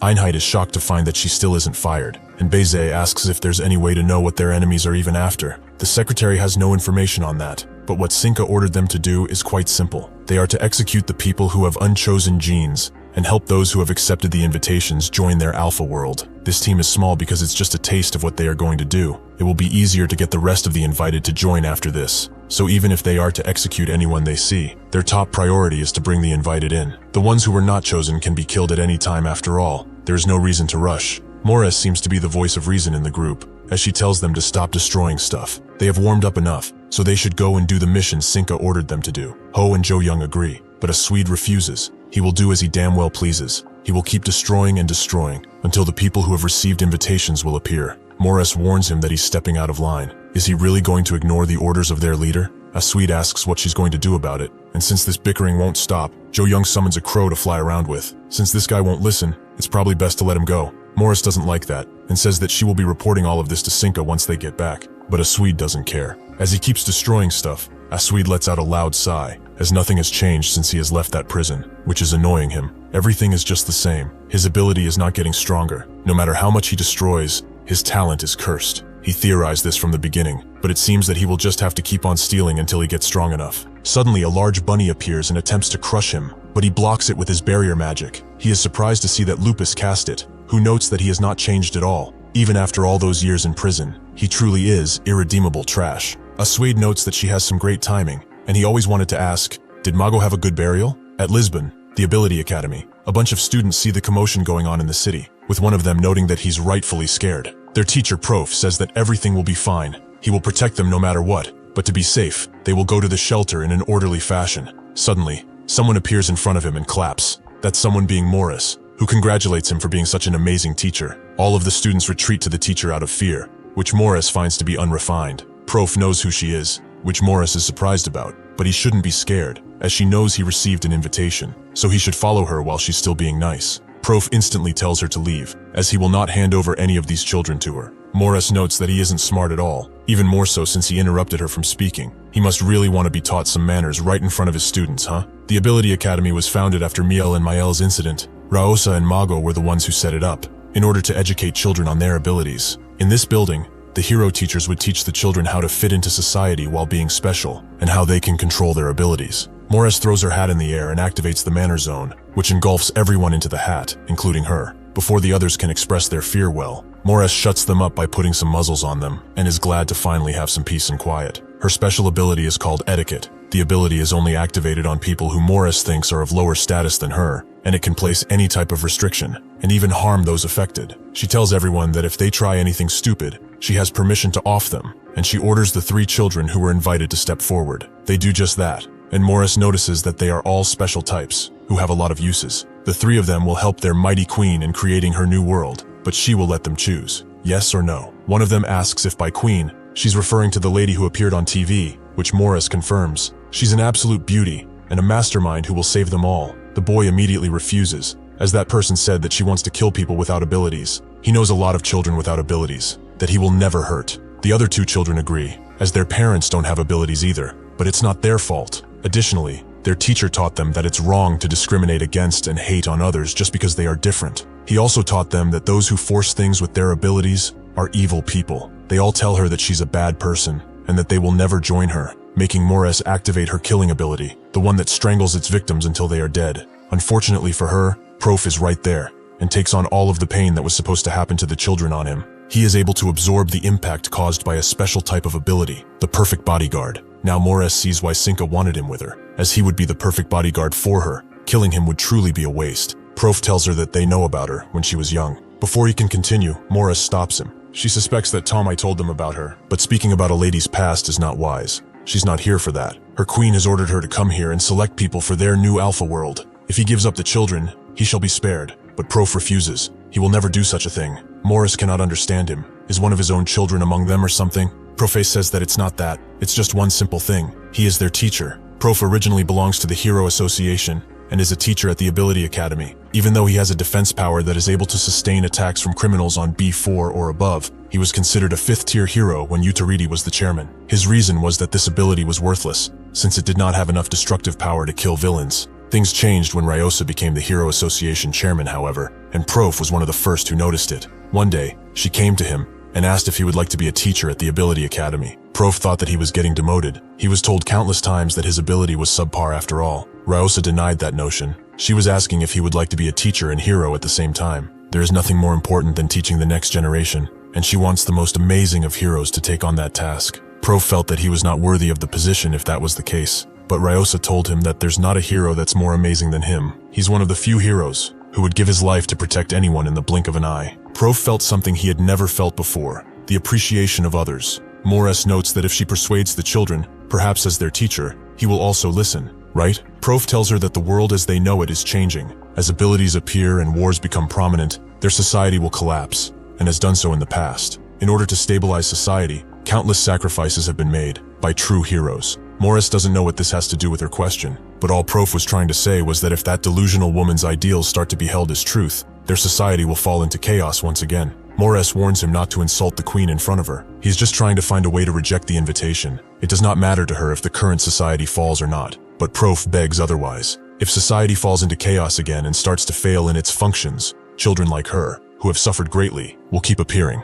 Morris becomes filled with rage at his words. What the fuck does he know about her? Prof had told her previously that they know about her. She does not need to do this. Morris has had enough of his yapping and impales everyone to the ground. He keeps talking about shit he doesn't know about, which is upsetting her. Even in his condition, Prof continues to take away the pain of the children onto him, to the point where he can barely stay conscious. Morris does not seem to notice, however. She no longer cares for their well-being, so they will all die. After she finishes her speech, Gangyu crashes his foot on her tiny head and recognizes her as the B3 criminal that she is. She should go on ahead and call over that crazed woman if she doesn't want her head to pop like an overripe cherry. Morris asks if by crazed woman, she is referring to their queen, and Gangyu confirms as such, but she should consider herself included too. She naturally gets mad and activates her kill zone, which puts Gangyu in chains and summons a guillotine, ready to take his head. Gangyu is unimpressed, and with only 2 movements, takes the ability out, while also punching her extremely hard in the face. Everyone is shocked when they see this, and Gangyu tells Prof to get out of here now, but they can't,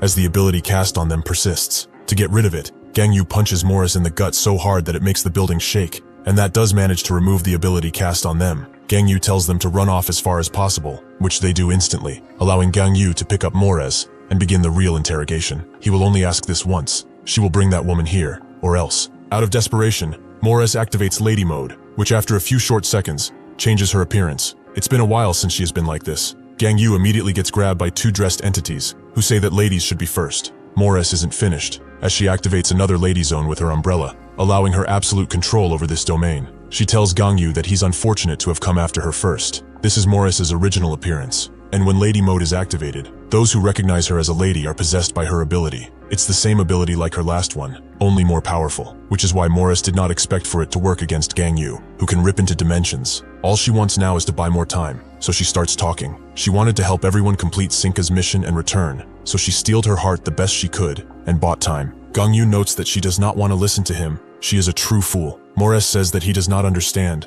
If she were the one chosen by the queen, she would cry of happiness and accept immediately. Gangyu activates his ability, but Morris tells him to stop, as she will tell him she knows where the queen is. Gangyu refuses, as he doesn't need that information from her. He will bring her mangled corpse to a psychometric ability user and see it that way. Morris did not think of that, meaning that her dying here is worthless. She asks what he will do if he finds her. He will have to fight everyone there. Does he truly think that he has a chance? Not even the queen is merciful enough to spare him twice. Gangyu doesn't seem to be listening to her anymore, so before anything happens, Morris decides to eradicate herself before he can do anything. Unfortunately, she is too late, and Gangyu is already reaching for her. But that's when a blue light begins glowing, and Sinka appears, who is surprised by Gangyu's request to meet her. Perhaps he's had a change of heart. Morris tells her that it's too dangerous to be here, but she is too late, as Gangyu has already gone full power. Sinka expected that. Guess this means that he hasn't changed his mind yet. Gangyu does not play her game, and breaks the barrier she placed. He will use every single ounce of strength to make sure she ends up rotting in the ground. Sinka is frightened, but not upset at all. She actually enjoys the fact that he's obsessed with her. She tells Morris that she'll take care of stuff from here. She wants her to deal with the people who refused her invitations. Before Morris can properly respond, Gangyu attacks, with Sinka barely able to get Morris out of there before she is fully cut in half, but the damage has been done already. When Morris gets to the other side, she starts coughing aggressively from the injury, and Prof hurries the kids along. That's when one of the kids recognizes Morris. She's the one from the textbook. Sinka is shocked to see that Gangyu is actually going overkill from the beginning,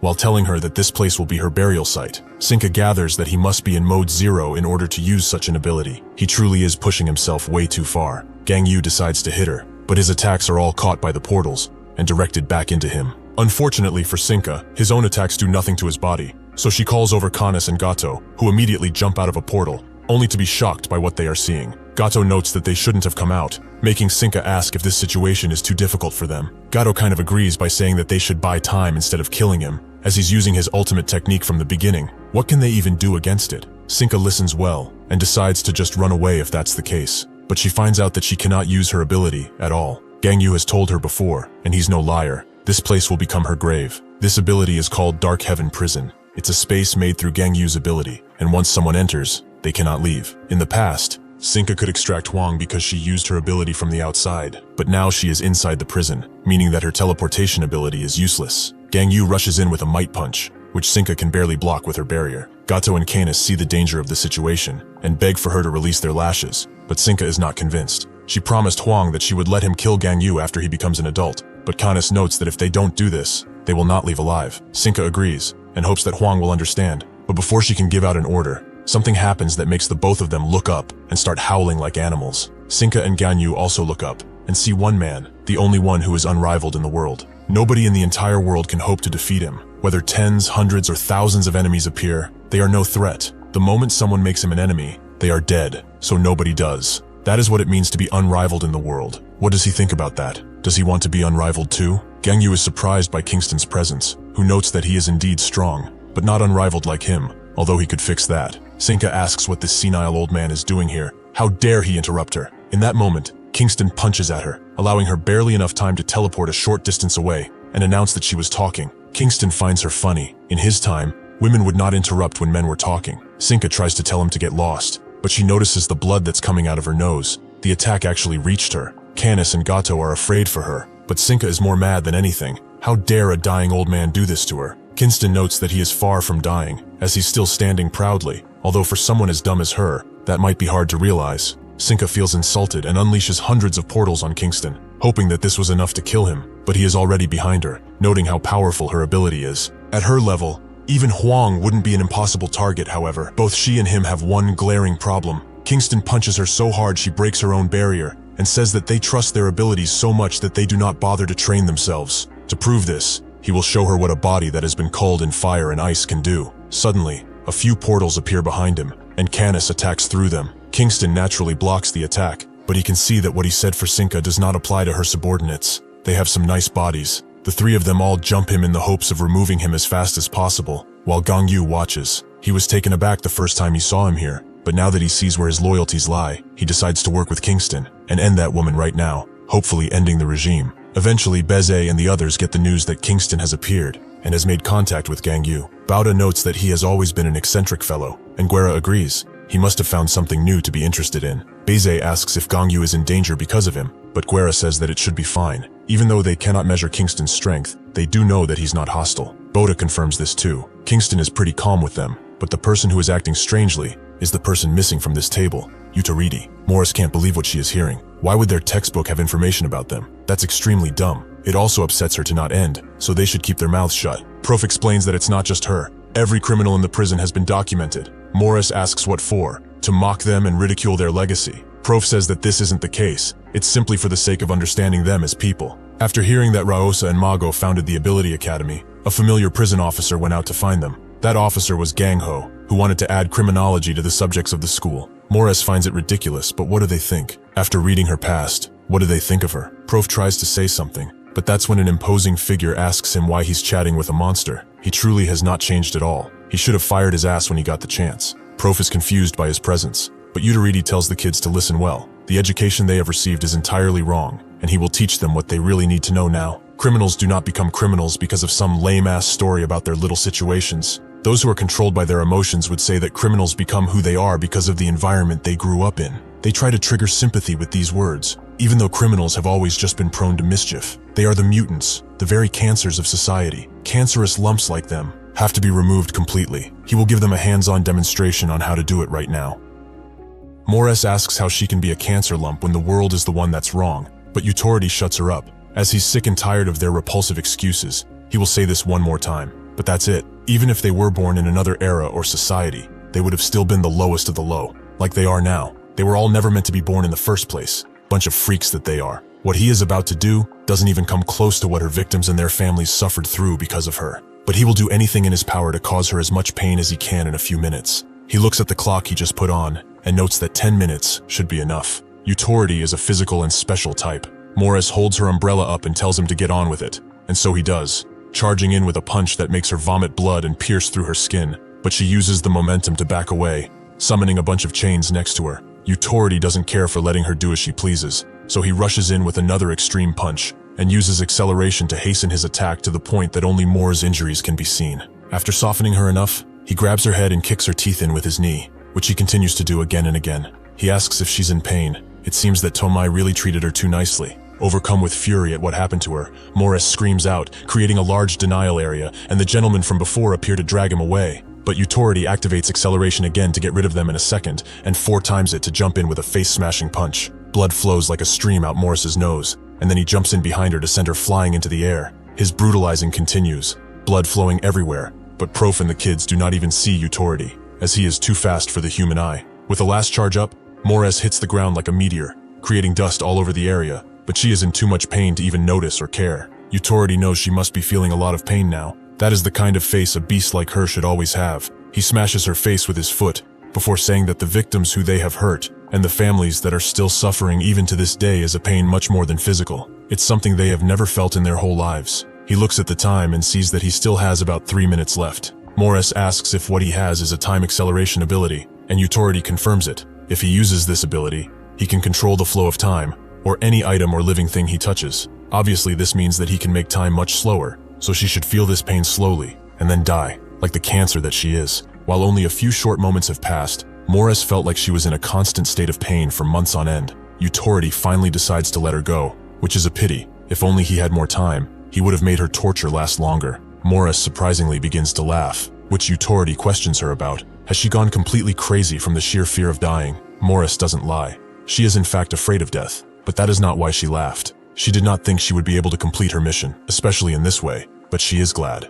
Utoridi asks what she is talking about, so Morris tells him. If she dies, everyone affected by her ability will also get dragged down to hell with her. It's the ultimate sacrifice. Prof is spooked by her words, but Utoridi looks at him sternly. In the other part of town, Kingston continues to use his expert martial arts to block those who attack him, and answer back with deadly punches of his own. Gato becomes enraged by all this, and charges in with reckless abandon, only to prove fatal as Kingston smashes her into the ground. Canis screams, telling her to release her leash, but Kingston punches him right next to her. They are truly arrogant, to think that they are strong enough to have limits put on them. In their measly power, they have grown far too complacent, but they should not worry. He will make it so that they will never fall into this complacency ever again. In an instant, both of their hands are cut off, forcing screams out of them. Kingston knows that they have someone who can heal them. She's not too bad. Sinka cannot believe what she is seeing. Just who the hell is that old man? She does not have long to think, as Gangyu charges in with a breaking punch that sends her flying and hit the ground like a skipping rock. She attempts to catch her breath, but Gangyu does not allow it, rushing in to attack once again. She attempts to attack him with the portals, but he easily breaks through her defenses and kicks her in the abdomen, leaving her at his mercy. She begins showing her true colors, begging for him to reconsider, but Gangyu has no mercy left for any villain. He punches her again and again in the gut, each strike intensifying in power. Gato and Kanes can only watch as their master is being dealt with. Gangyu prepares the final mountain-splitting punch, making Sinka cry out, "She cannot die here. She was not supposed to." Gangyu can only look at her with malice as he tries to strike her, but Kingston stops him. He should stop right here, as he did not do this just with his own strength. The ones that are unrivaled in the world should never get help like this. Authority asks Morris to say what she did again, and so she does. Everyone that was touched by her ability will die. What will he do now? He tells everyone to listen. He expresses his deepest condolences for their souls. With that, he kills Morris by striking her in the heart, his expression cold as always. If he got her treated, then perhaps she would have released her ability. But if they lost her while trying day, millions of other people would lose their lives. Compared to that catastrophe, it's only right he only sacrifices a few people. In order to treat cancer, it is inevitable that some good cells receive damage. Sacrifices are needed for the greater good. To honor their sacrifice, he will make sure that they all receive proper burials. Morris's body begins to emulate an ominous energy, which Authority can feel, making him glad that he can only use it when she dies. This would have been dangerous if she was alive. Well, he wishes them luck, but Prof probably does not need it, since he has high endurance, so he might survive. Out of her body, a deadly visage of Morris appears, telling them that it's about time they go and die together. Everyone is suddenly chained up, making the children rightfully scared, but Prof tells them to not worry about a thing, as he will protect them. Morris asks what he's talking about, but Prof notes that she heard him. The children shall be safe. The only one that is coming with her to hell is him. Gangyu punches Kingston, who is amazed by his punch. With this strength, he will surely be able to walk the path of an unrivaled. This was just a feint, as his real power is now going towards Sinka, whom Kingston protects. He really shouldn't ignore an old man like him. He only wanted to talk. Gangyu cannot stand that he's being denied his purpose, so he charges another punch, but the air suddenly bursts apart in front of everyone. Kingston understands how he feels, but in order to resolve this situation completely, he must not get emotional. Gangyu knows that he will die if this punch hits him, so he dodges, creating a sizable hole through his power, the roof, and even the skies. Sinka is in shock, but Kingston tells her to run away if she wants to. Now is the only time to do it after all. She feels embarrassed, but reluctantly retreats with both her loyal companions. Only Kingston and Gangyu stand, with Kingston noting that they should have a good conversation, just the both of them. Gangyu rushes in with rage, which Kingston can get behind. Talking with their bodies is really not a bad idea. Prof explains that it's as Authority said, he is only good at defense. At first, he did not like his ability. He felt like he would have been better off without it. But then, someone made him realize that this ability is absolutely needed for society. He will unleash as much of his ability as he can, and take on all of the damage on behalf of the children. Morris asks why she's going that far for them, but Prof told them already. He is their teacher. Morris does not understand what does that have to do with him dying alone. Prof knows that most likely, they will not be able to understand her, because of the different worlds they lived in. She was raised by awful adults and grew up as a machine, with the only purpose being to kill. Morris tells him to shut up. Prof knows that she had no choice in life, and was controlled worse than a puppet. Morris demands him to shut up. Prof knows that she was sent astray from the start. She walked the wrong path for the sake of a future that was never hers. Morris screams at him to shut up, but Prof will not. As they both got to the afterlife, he will correct all the wrong things she has learned. The job of a teacher is to devote their life to the future of these children. Since he was selected to become a teacher at the Ability Academy, he was prepared to sacrifice his very soul for these children. One of them asks him to not do it, but Prof tells them that everything will be all right. He hopes that they will all become great adults, because they are all the future of mankind. Morris becomes enraged, as she remembers something from her past. One day, a teacher by the name of Taelum presented herself. She will be the one guiding them because they are all their future. In the orphanage, Taelum would choose children with abilities and admit them into a school that she specifically built for this purpose. She told them that she would become the queen of the world, and all of them would be taking classes in order to become her loyal soldiers. She hoped that they would pay close attention to the classes, as they are quite important. Morris and the other children took Taelum's classes for entire years. They were taught ways to easily slaughter people with their abilities, brainwashing classes on etiquette, loyalty tests, and so on. These were all things that shouldn't have been taught to children, but Morris grew up the fastest in terms of her abilities. Thus, she was favored by Taelum and became class monitor. The authority of class monitor allowed her to punish the other kids on Taelum's behalf. Morris, after all, followed Taelum's teachings the most. However, When Taelum asked how her first day as class monitor was, she explained that she felt nauseous when she was punishing her classmates. Morris asked to know why she felt that. So Taelum asked one simple question: does she like bugs? Morris hated them. So Taelum told her that when humans look down at other inferior beings, they would naturally loathe them. And that's a very natural reaction to have. As time passes and her friends also become more like how humans should be, then she will feel less of that emotion until it fades. She should continue to do her best. She knew that she was the right person for the job. After that talk, Morris kept feeling that same nauseating feeling in her gut, like something was wrong. But just as Taelum predicted, that feeling faded. Near the end of their schooling, Taelum congratulated them on coming so far. Next year, they will be grown-ups, and she will be the queen of the world. That was how Taelum's plan progressed without hiccups, and she had an army of loyal followers who would do as she pleased. However, an incident took place that changed everything. Taelum's butlers, strong in their own right, were defeated with a few attacks by none other than Clark and Hilo, the special-type heroes. Taelum could not put up much resistance, which surprised Clark. Authority asked them to be careful with her, but perhaps he also just became too strong. He was also surprised that she would build a school and indoctrinate children into her agenda. She sure dreamed big. Hilo asked if they should go to the school too, which Clark did not feel like doing. But she pointed out that Authority will be mad at them if they don't, so they decided to stop by. They gathered all of the students and presented the body of their teacher to them, announcing that from today onwards, the school was closed. Everyone was naturally shocked to see their only purpose in life be so brutally killed, so they charged in all at once. With a single snap of her fingers, Hilo sent them all flying, while simultaneously knocking them out. Clark was surprised by how loyal they were, and Hilo wondered if it would be okay for them to bring them along. Clark told her that re-educating them so that they could blend into society would take a lot of money and time,